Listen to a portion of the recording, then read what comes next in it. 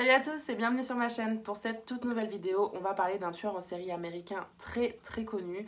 Je pense que je ferai pas énormément de vidéos sur le sujet des serial killers, surtout ceux qui sont populaires, parce qu'il y a déjà énormément de vidéos sur eux, que ce soit Ted Bundy, Charles Manson, Jeffrey Dahmer, Otis Toole, Albert Fish, etc. Et j'ai pas envie en fait de faire du réchauffé, on va dire, et de vous faire des vidéos sur des sujets et des personnes que vous connaissez déjà.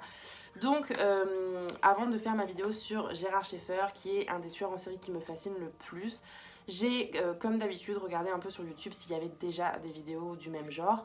Et en fait j'ai trouvé très peu de vidéos francophones sur Gérard Schaeffer, hormis la fameuse interview avec Stéphane Bourgoin, si vous connaissez déjà un petit peu l'affaire. Donc je suis vraiment super contente de pouvoir vous faire cette vidéo sur Gérard Schaeffer. Il était écrit en tout premier sur la liste que je m'étais notée avec tous les sujets que je voulais faire avant de lancer ma chaîne.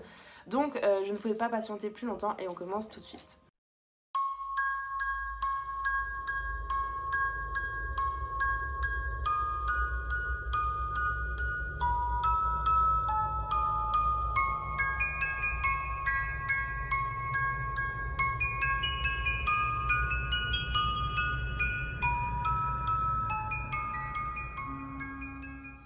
Gérard Schaeffer Jr. est né le 25 mars 1946, c'est l'aîné de 3 enfants, il a 2 petites sœurs, ses parents sont Gérard Schaeffer et Doris Schaeffer.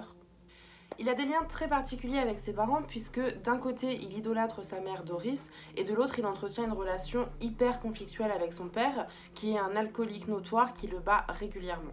Durant toute son enfance et son adolescence, Gérard va être persuadé que son père préfère ses petites sœurs à lui, puisque contrairement à lui, son père ne les bat pas, et il va commencer à penser qu'il aurait dû naître en tant que femme pour éviter de subir les colères de son père. En 1960, alors que Gérard est âgé de 14 ans, il va déménager avec sa famille en Floride, à Fort Lauderdale.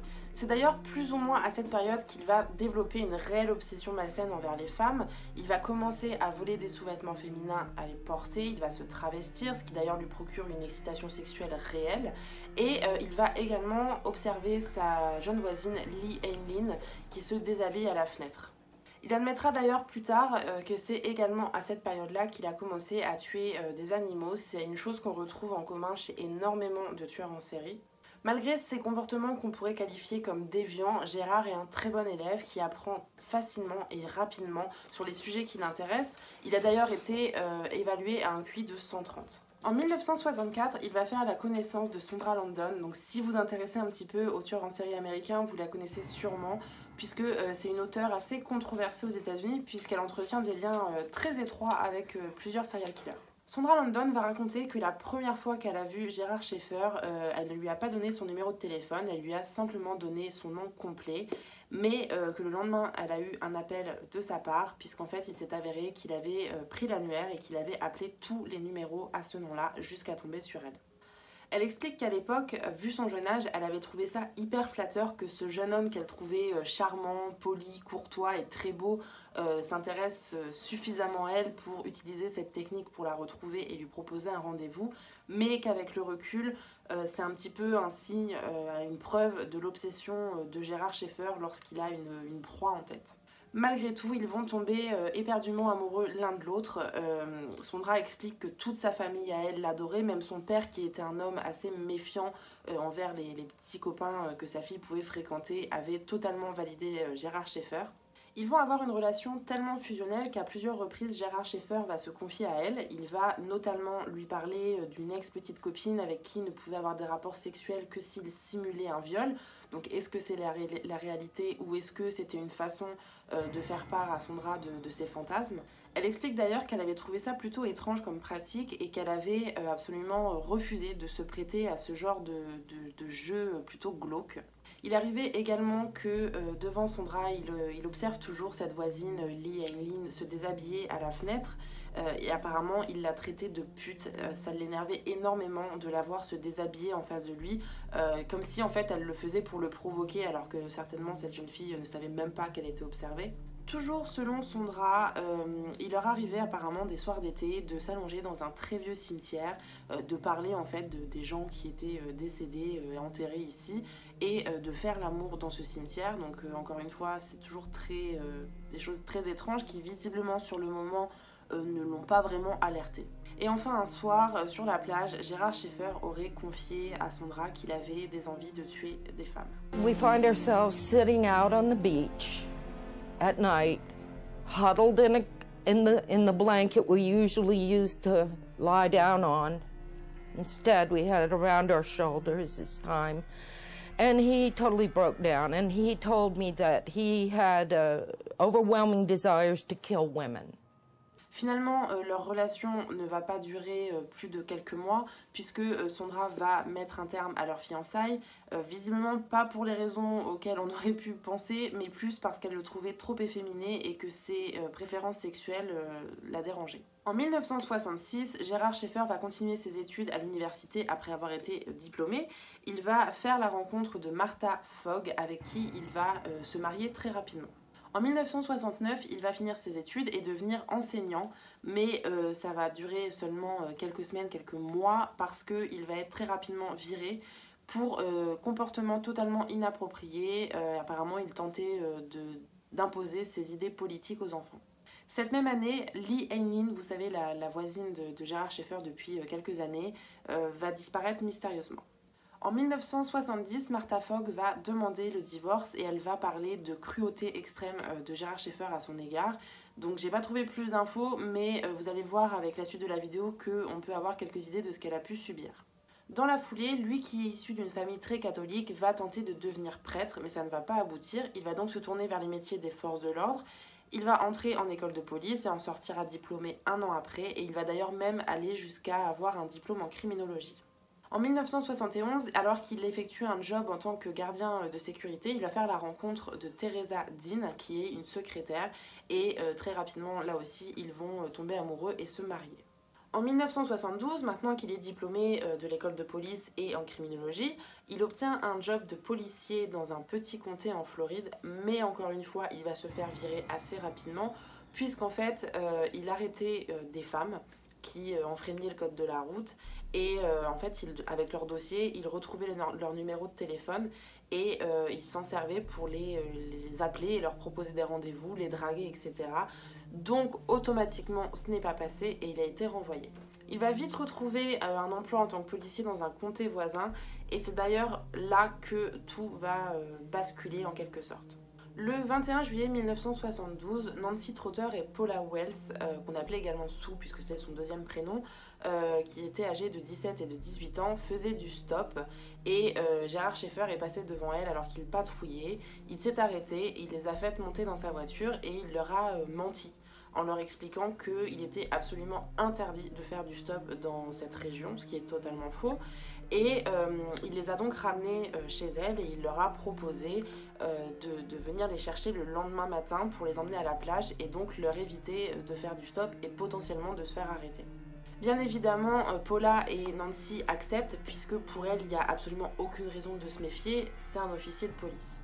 Moi, c'est d'ailleurs ça qui m'a toujours fascinée en fait dans son mode opératoire, c'est que aucune jeune fille se méfie d'un officier de police, encore moins quelqu'un de très charmant, de très souriant et de surtout très manipulateur. Mais c'était un piège qui était quasiment infaillible puisque avec un officier de police, on est censé se dire que tout va bien aller, qu'on est en sécurité et bien évidemment ne pas se méfier, sauf que ça a coûté la vie à beaucoup trop de jeunes femmes. Comme prévu, le lendemain, donc le 22 juillet, Paula Wells et Nancy Trotter vont attendre l'arrivée de Gérard Schaeffer pour pouvoir aller profiter de la plage. Mais quand il va arriver, il ne va pas avoir d'uniforme et il va avoir une voiture banalisée. Donc en fait, sans se méfier, mais elles vont quand même se questionner sur pourquoi il n'est pas en tenue, etc. Et il va simplement leur dire qu'il n'est pas en service et qu'il n'y a pas d'inquiétude à avoir. Donc elles vont de nouveau lui faire confiance et monter dans sa voiture.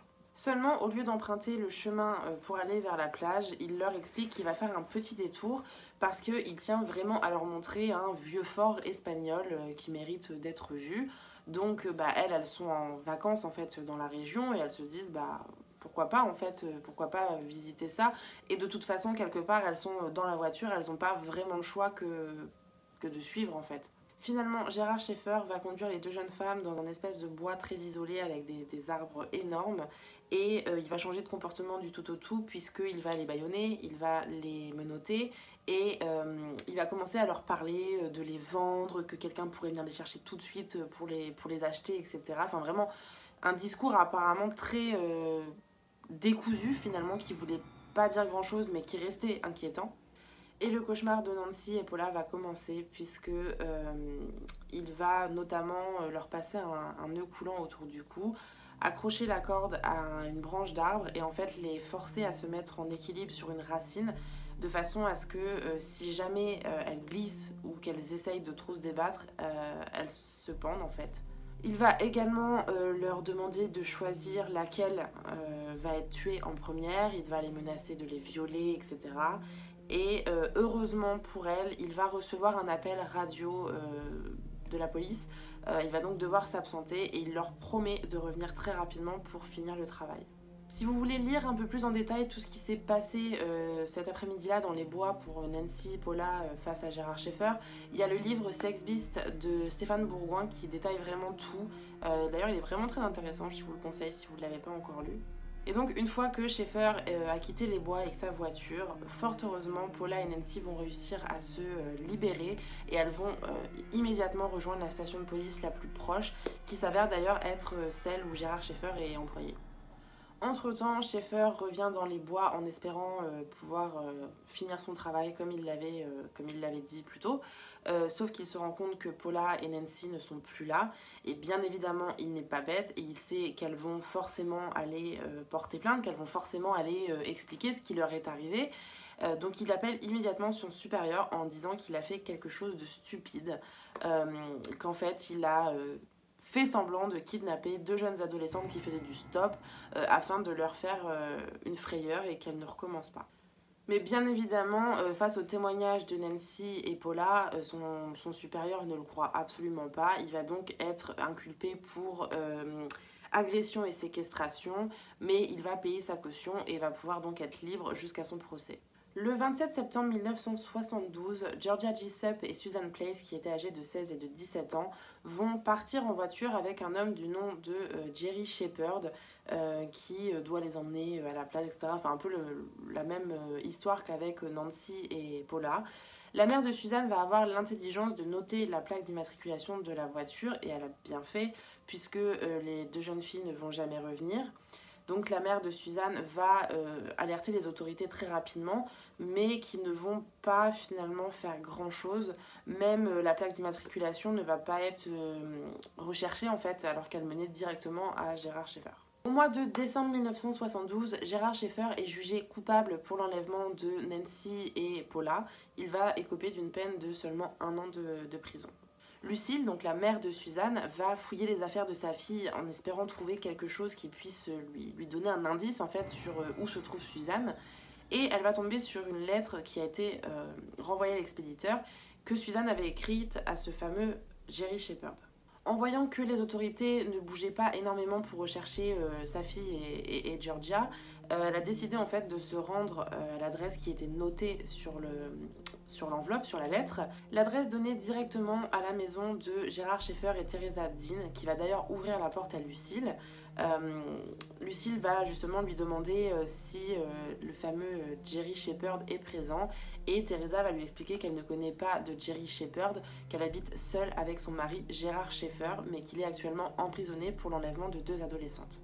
Le lien avec Gérard Shepherd se fait donc automatiquement et une perquisition est faite très rapidement à son domicile, mais également à celui de sa mère où il avait entreposé quelques affaires à lui.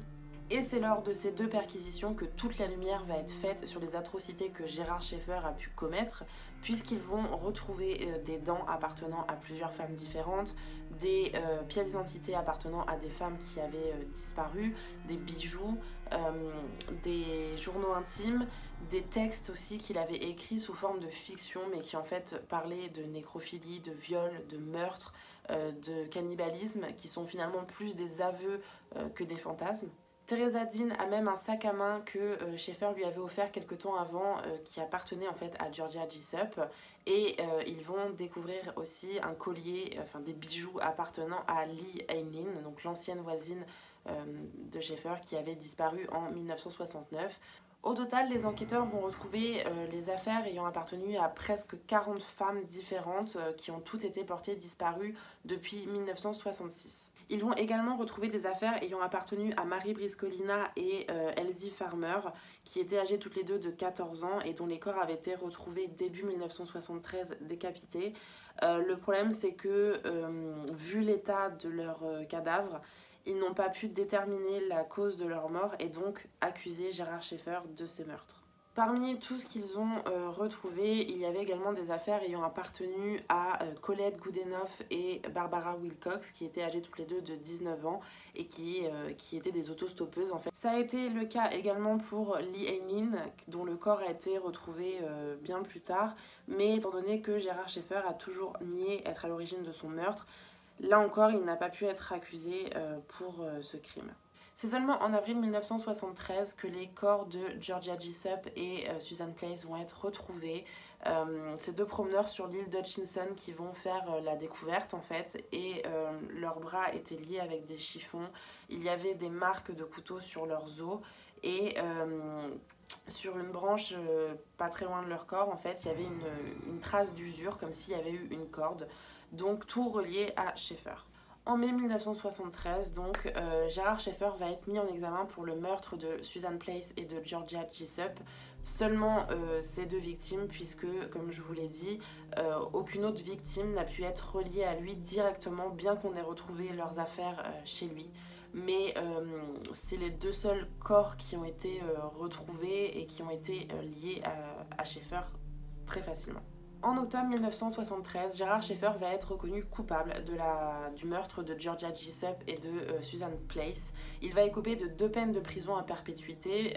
Aux États-Unis, les peines sont cumulables en fait, donc vous pouvez vous retrouver avec une peine de 500 ans de prison parce que vous payez vraiment pour chaque acte commis. Et à ce moment-là, la peine de mort était suspendue en Floride, donc il n'a pas pu être condamné à mort, même si je pense très sincèrement qu'il l'aurait été si ça avait été d'actualité. Durant sa peine de prison, il va continuer à écrire ces petites fictions dans lesquelles il parle toujours de cannibalisme, de meurtre, de viol, etc., etc. Et il va faire la connaissance de Ted Bundy avec qui il va partager sa cellule. Il dira même d'ailleurs qu'il comparait un peu leur meurtre, un peu à faire la compète de qui en a tué le plus et qui était le pire, etc. Et c'était un peu entre guillemets une fierté pour lui de dire que Ted Bundy l'admirait. They see the deliberate stranger and they see it as entertainment. But Ted was real. He was real, man. He'd kill you and laugh. He enjoyed it. And I could sit there like when I'm sitting with you and talk about it. He relished it.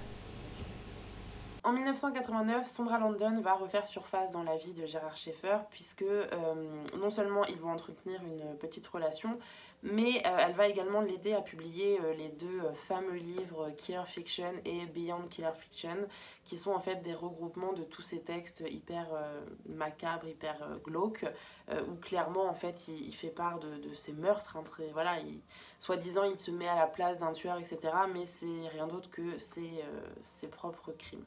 And I'd like to do something with my life, you know, that exemplifies the good as opposed to the bad. And I had hoped that Killer Fiction would have a good, would be something that would be good. And it's kind of a mixed bag, actually. Some people say, yeah, it's really good. And then others say, it's really disgusting. And I say, yeah, you're right, it is. It's really disgusting. Does it make you want to hate murder? Or does it make you want to do murder? Sondra Landon va à nouveau mettre un terme à la relation qu'elle entretient avec Gerhard Schaeffer puisque elle a rencontré un autre homme qui n'est autre qu'un tueur en série américain également et avec qui elle décide de se fiancer. Donc cet homme c'est Danny Rowling, je ne sais pas si vous le connaissez, sinon dites-le moi, je vous ferai une vidéo sur lui si ça peut vous intéresser. Rules say I have to give Mr. Rowling an opportunity to have a say. You have anything you want to say, Mr. Rowling? Walser. If it please the court, could I address the court? Sure, say whatever you want to say. Thank you. And I recall the day I first saw you. I reached out to say I love you, but it was hard to say I couldn't touch you. Voilà pourquoi je vous disais tout à l'heure que Sondra Landon est assez controversée puisque elle a entretenu des relations donc avec des tueurs en série. Elle a également fait du business finalement avec eux puisqu'elle a été un peu l'impresario de certains pour vendre leurs textes, vendre leurs dessins, faire un peu leur promo quelque part. Et aujourd'hui d'ailleurs elle a un site internet, si vous voulez aller voir, je vous le mettrai de toute façon en barre d'infos, où encore aujourd'hui elle parle de tueurs en série, de ses relations avec certains tueurs, etc. Finalement, Gérard Schaeffer va être retrouvé mort dans sa cellule le 3 décembre 1995. Il est décédé d'une quarantaine de coups de couteau qui ont été donnés par un co-détenu, Vincent Rivera, qui va d'ailleurs écoper d'une peine encore plus longue que celle qu'il avait puisqu'il était déjà condamné pour un double meurtre.